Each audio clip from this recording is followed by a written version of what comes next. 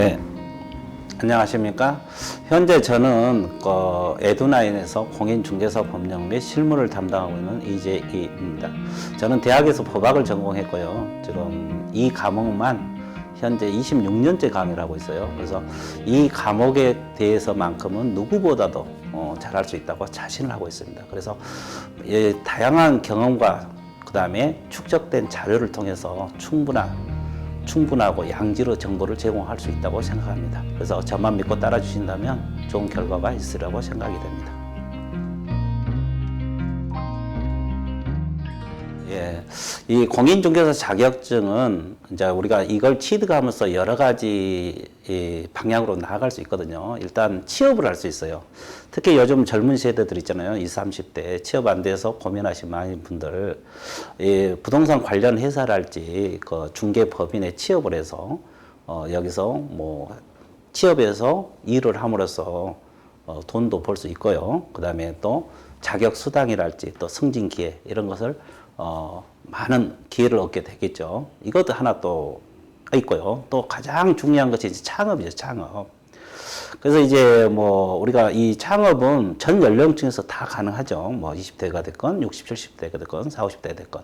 그래서 창업을 해가지고 우리가 자기 나름대로 영업을 함으로써 고소득을 올릴 수 있거든요. 지금 현재 뭐 중개 보수도 비싸고 그래서 이제 뭐 워낙 가격이 비싸기 때문에 한두 건만 해도 보통 직장 생활을 하시는 분보다는 훨씬 많은 소득을 올릴 수가 있습니다. 이런 방향으로 나갈 수 있다는 거. 예, 이 공인중개사 공부 방법은 이제 뭐 우리가 이제 무작정 하면 여러 가지 문제점이 발생할 수 있어요. 시간도 길어지고 그래서 일단은 가장 중요한 게 성실해야 됩니다. 그 이유는 왜 그러냐면 이 과목이 일단 많고요. 공부 양이 많아요. 그래서 강의 열심히 듣고 복습하고 그렇지 않으면 따라올 수가 없습니다. 그래서 일단은 첫 번째 자세는 성실해야 된다는 거. 쉽게 말해서 엉덩이가 무거운 사람이 쉽게 합격이 가능하다는 거죠. 그 두 번째는 일단은 목표를 세워야 돼요. 목표가 분명해야 됩니다. 내가 왜 이 자격증을 취득할 것인가, 취업할 것인가, 창업할 것인가. 이런 목적이 분명해야지 공부하는 데 재미가 있고 또 활력소가 됐고 효율적인 공부가 이루어질 수 있겠죠. 그 다음에 세 번째로 이제 가장 중요한 게 계획성 있게 공부를 하라는 거죠.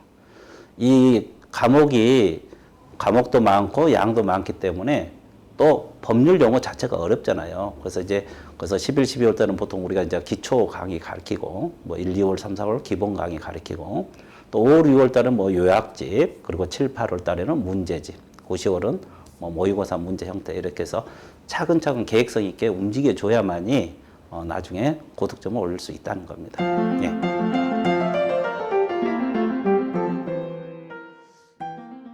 예, 그렇죠. 우리 과목은 이제 공인중개사 법령하고 실무 크게 두 가지로 구성되어 있거든요. 그래서 이제 이 법령 쪽은 어차피 법이잖아요. 그래서 이제 법률 용어랄지 뭐 이런 것이 어려울 수가 있어요. 처음 접하신 분들은. 그래서 일단은 용어부터 먼저 숙지를 해야 돼요. 용어. 그래서 용어를 익히는 게 급선무고, 그 다음에 두 번째, 어차피 우리 시험 공부잖아요. 그래서 출제 수준하고 출제 유형을 파악을 해야 돼요. 그래서 이제 32회 같은 경우는 뭐 박스 형태 문제가 많이 출제가 됐거든요.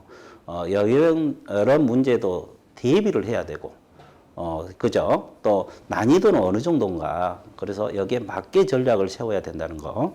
그 다음에 또 우리 과목은 또 뭐가 있냐면, 이 전 과목이 다 마찬가지입니다만은, 이 법률이 있고, 거기에 관련된 판례들도 일부 있거든요. 그래서 이제 그 내용과 관련된 판례도 공부를 해야 됩니다. 그래서 어차피 이제 기본서에 보면 판례가 또 수록되어 있고, 이 판례까지 공부를 해야만이, 완벽하게 공부가 된다고 생각합니다. 예, 그렇죠. 슬럼프, 우리가 이제 공부를 하다 보면 슬럼프가 많이 찾아오잖아요. 그 슬럼프 찾아오는 방법이 여러 가지 있겠지만, 이제 내가 생각했을 땐 그래요. 일단, 체력적인 한계, 이런 게 부딪혔을 때 슬럼프가 많이 오거든요. 마음과 몸이 지쳤을 때. 이럴 때 슬럼프가 많이 찾아와요. 공부도 하기 싫고, 그죠? 일단 몸이 피곤하니까. 그럴 때는 뭐 충분한 휴식이랄지, 명상이랄지, 가벼운 산책을 함으로써 해결할 수 있겠고요. 또 하나는 계속 공부만 하죠. 다른 건 안 하고. 그러죠? 그러다 보면 이제 이렇게 사람이 지루해지고 또 슬럼프가 찾아와요. 이때는 이제 뭐 생활에 변화를 줘야 돼요. 그러다고 해서 무조건 놀 수는 없잖아요. 그렇기 때문에 이제 공부 방법을 바꾸는 것도 하나 전략이 되겠죠. 뭐 집에서 공부했으면 독서실로 간다 할지, 또 반대로 같은 집 내에서도 방을 바꿔본다 할지, 아니면 같은 방 내에서도 뭐 책상을 옮겨본다 할지, 또는 아니면 주변 수험생들하고 뭐 스터디 공부를 한번 해본다 할지, 이렇게 해서 변화를 줌으로써 해결할 수 있고요. 또 하나, 이럴 때도 슬럼프가 찾아올 수도 있어요. 우리가 이제 공부를 6과목, 뭐 5과목이지만 실제로 6과목이잖아요. 어려운 과목, 자기에게 어려운 과목도 있고 쉬운 과목도 있거든요. 그래서 어떤 과목이 어려웠을 때 또 이 슬럼프가 찾아올 수도 있어요. 이런 경우는 쉬운 과목부터 접근을 하면서 차츰차츰 어려운 과목을 이렇게 정리해 나가는 것도 하나의 극복 방법이 되겠죠. 슬럼프 극복 방법.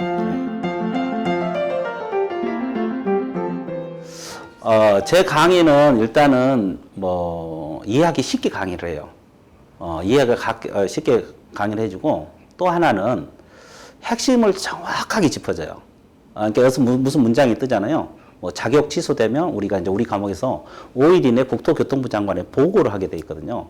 그러면 이 문장에서 어디가 핵심인가를 짚어줘요. 왜냐하면 거기서 이제 시험이 나오거든요. 그러면 여러분들 이거 자격 취소 5일 이내 보고한다 그러면 보통 5일을 많이 생각하기 쉽잖아요. 그게 아니에요. 그것도 핵심이 되겠지만 보고가 키포인트거든요. 보고가 핵심이에요. 이 보고를 달리 뭐 문장을 바꿔서 출제한다 할지 이렇게 많이 하거든요. 그래서 핵심을 정확하게 짚어줘요. 이제 이게 가장 큰 장점이고, 또 하나 뭐 지루하지 않게 강의한다는 거예요. 쉽게 말해서 뭐 토너 강약이랄지, 그다음에 뭐 위트랄지 강의하면서, 그러니까 즐겁고 재미있게 이렇게 따라올 수 있도록 이런 게 최대 장점이라고 생각이 됩니다. 예, 마지막으로 드리고 싶은 말은 이거 있잖아요. 일단은 가장 중요한 것이 내가 생각에는 마지막으로 이제 합격 의지를 가져야 된다. 그러니까 합격할 수 있다는 신념 말하는 거예요. 그걸 갖지 않으면 뭐 집안일로 바쁜다 할지, 뭐 자녀들이 속을 썩인다 할지, 뭐 시간상 제약을 갖는다 할지, 이런 것에 봉착하게 되면 쉽게 포기가 돼요. 근데 합격 의지만 있으면 그런 문제는 쉽게 해결이 된다고 생각을 하거든요. 의지가 강하면 뭐 시간 문제랄지 집안 일이랄지 이런 것 웬만하면 다 해결해 나갈 수 있어요. 이게 가장 중요하고요. 또 하나 이제 이걸 시작했잖아요. 이 공부를. 그러면 최선을 다해 주는 게 좋아요. 최선. 그래야 자기가 후회가 없어요. 그러니까 주어진, 예를 들어서 1년이면 1년, 6개월이면 자기 시간이 있을 거 아니에요. 준비하는 기간. 그 기간 동안에 그 기간에 맞게 최선을 다해 주면 좋은 결과가 나올 겁니다. 그 정신 상태로 공부하면 아마 합격하지 않을까 이렇게 생각이 됩니다. 예. 그리고 이제 뭐 여러분들 공부 응원한 측면에서 제가 화이팅 한번 하겠습니다.